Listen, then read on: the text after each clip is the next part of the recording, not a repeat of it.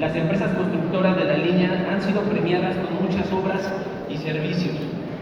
Por su actuar, dicho grupo de empresas debería ser inhabilitado como proveedor del gobierno o por lo menos de la Ciudad de México.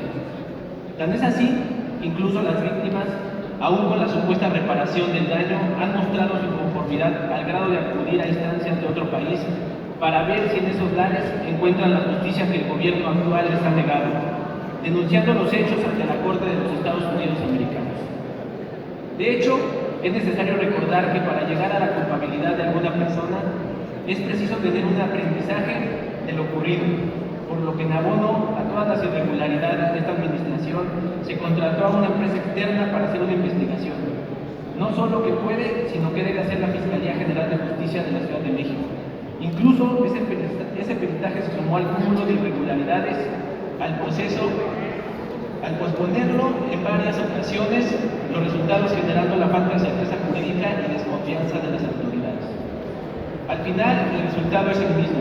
No hay servidores públicos inhabilitados ni empresas sancionadas ante la evidente culpabilidad de ambas partes, por lo que el papel de la Contraloría parece ser borrado desde niveles más altos.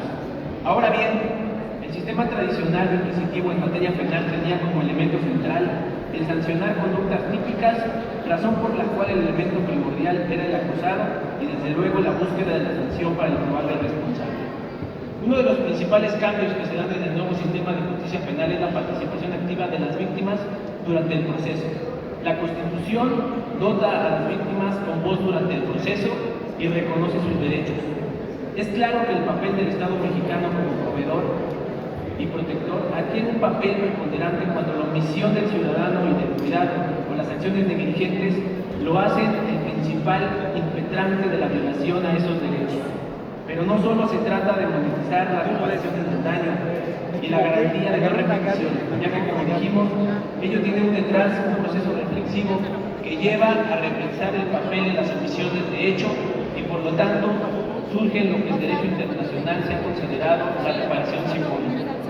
En la confrontación de perdón y olvido es un deber de no olvidar para la sociedad y para el Estado. Su deber es la proyección pública y colectiva del perdón y adicional el preservar la memoria y el no olvidar preservar en la memoria del Estado de quienes sufrieron crímenes atroces. Es ahí donde surge la figura del perdón que el Estado mexicano debe ofrecer.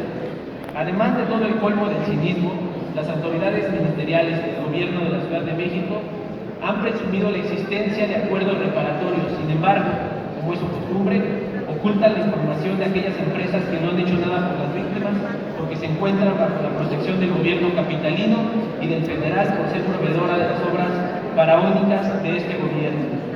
En recientes días, la jefa de gobierno realizó un evento público en el que ofreció disculpas.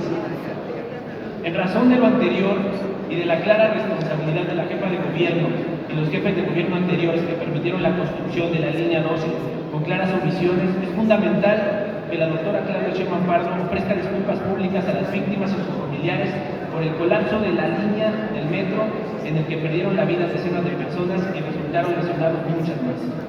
En mérito de lo expuesto, someto a consideración de este pleno, de este honorable Congreso, la siguiente proposición con punto de acuerdo urgente y obvia resolución bajo los siguientes resultados. Primero, este Congreso exige a la jefa de gobierno, la doctora Claudia Sheinbaum Pardo, que emita de forma pública, con base en el artículo 72, fracción 9 de la Ley de Víctimas para la Ciudad de México, una disculpa y reconocimiento público por las omisiones de su gobierno y de los gobiernos anteriores que provocaron el colapso de la línea 12 del metro de la Ciudad de México. Segundo, este honorable Congreso exhorta a la Fiscalía General de Justicia de la Ciudad de México, Ernestina Godoy Ramos, exija en su carácter de defensora de los intereses de las víctimas y dentro de los elementos de la reparación del daño de las víctimas y ofendidos por el colapso de la línea 12 a la jefa de gobierno, emita una disculpa, reconocimiento y conmemorar el honor, la dignidad y el sufrimiento y la humanidad de las víctimas, tanto vivas como muertas, con la construcción de un monumento por la omisión de cuidado, así como la negligencia que propició el colapso de la línea 12 del metro de la Ciudad de México.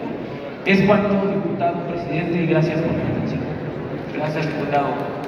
Consulte la Secretaría al Pleno en votación económica.